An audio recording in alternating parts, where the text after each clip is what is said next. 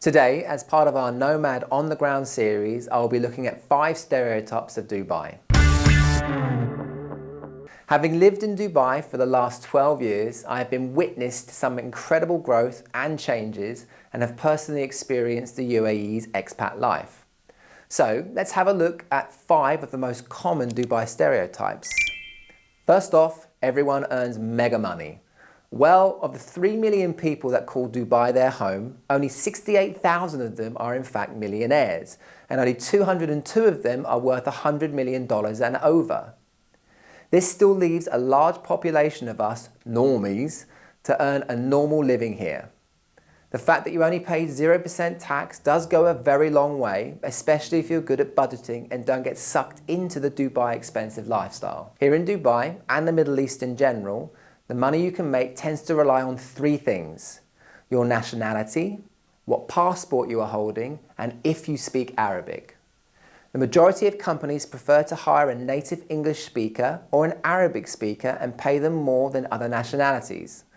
The salaries are often representative of the income of the home nation. So although many nationalities are paid a lot less, they are still able to support themselves and their families while working here in Dubai.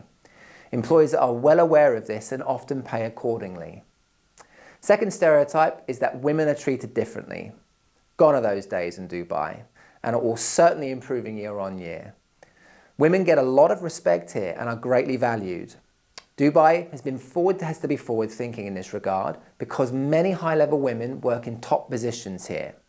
Some interesting statistics: 7.5% of small and medium enterprises in the Emirates are owned by women, and they make up 20% of the workforce.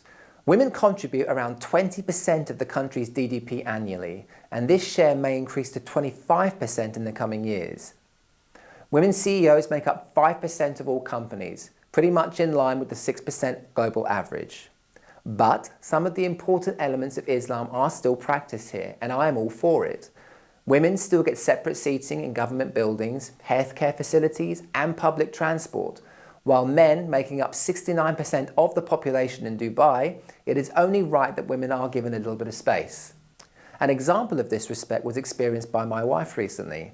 She was recently going up in an elevator in our building, and on the second floor parking, several men wanted to get in.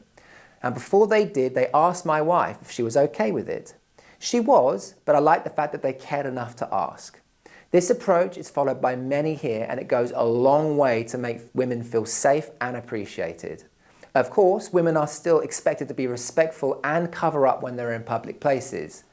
Although Dubai understands that it is a tourist destination, and you may be able to get away with wearing a top showing your bare shoulders in some tourist hotspots, malls for example, you should always be respectful to the Islamic religion. I know people that have been asked to leave or cover up, men included, and I support this, especially that I'm a guest here, and to me it's a privilege to live and work here. Third is that you have to be able to speak Arabic. Of course, while Arabic is the Emirates' official language, the language of business is English. So you may not be required to speak Arabic for many Dubai jobs. Mostly you'll be required to have a command over English only. But interestingly, if you are doing a job for small business, such as a shop or a restaurant, you may also be required to speak Urdu. The majority of migrant workers and residents don't speak Arabic. English and Urdu are widely spoken languages in the UAE. Urdu is due to the migrant workers that represent the majority of the expat population. They are mostly from the Indian subcontinent. You'll notice in the old city like Dira, everywhere, whether shops or restaurants, Urdu is the dominantly spoken language along with English rather than Arabic. But the knowledge of Arabic is often essential for jobs in banking and the government sectors where Arabic is the language of communication.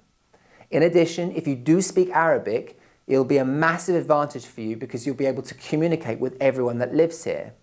You'll have an advantage over others for jobs in customer service, sales, legal, hospitality, healthcare, or others where Arabs are the regular customers. For me, there has been many occasions where my work colleagues or even my clients have started to speak Arabic around me. Now, I accept that this is not an insult or a reflection on me, and I politely wait for them to finish and to bring me back into the conversation. I do always insist on emails to be in English, as verbal communication with non-native speakers can sometimes lead to misunderstandings. Fourth is that religion can be a difficulty. You will be accepted in Dubai for whichever religion you follow or don't follow. Yes, Islam is both the official and majority of religion in the United Arab Emirates, professed by approximately 76% of the population. But there are still several religions that are freely practiced here, including Christianity, Hinduism, Buddhism, Judaism, and Sikhism. There are also several atheists living here too. The last I read, there were 20 Christian churches in Dubai and are busy every single Sunday. Now, the mosques here are beautiful, and you'll find one in almost every square mile in Dubai. Well, areas that are inhabited, of course. And although the call to prayer does sometimes wake me up, you quickly get used to it and fall back to sleep again.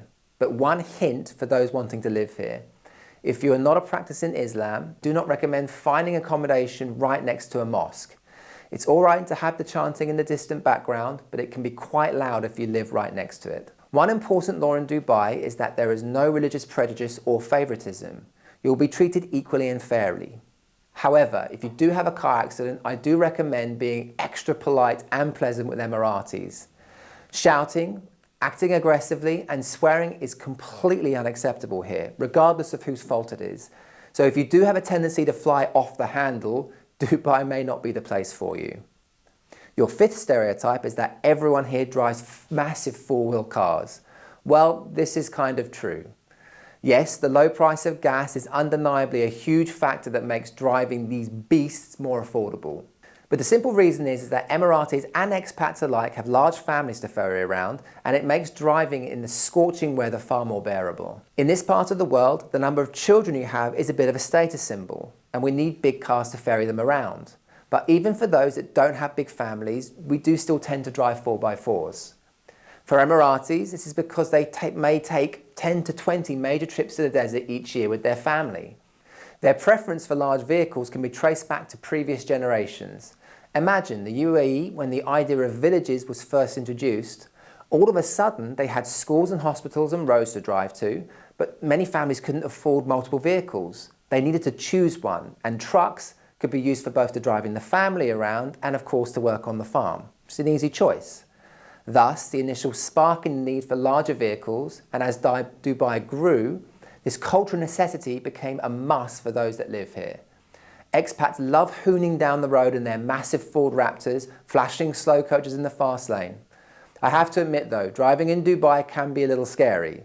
The rules of the road are generally not followed here, and it really is survival of the fittest. I regularly tell my wife to assume the worst of everyone and to drive defensively. If you think that a car is going to pull out in front of you without indicating, there is an extremely high likelihood that they're going to do it. Also, one more hint: if you choose to live in an apartment in Dubai and want to drive a colossal vehicle, make sure you can get it in the parking space that comes with it. I have seen many long vehicles struggling to park in their allotted spots and invariably have to find space outside on the road. So there you have it, 5 common stereotypes broken down by someone that has seen them and experienced them firsthand. Thank you very much.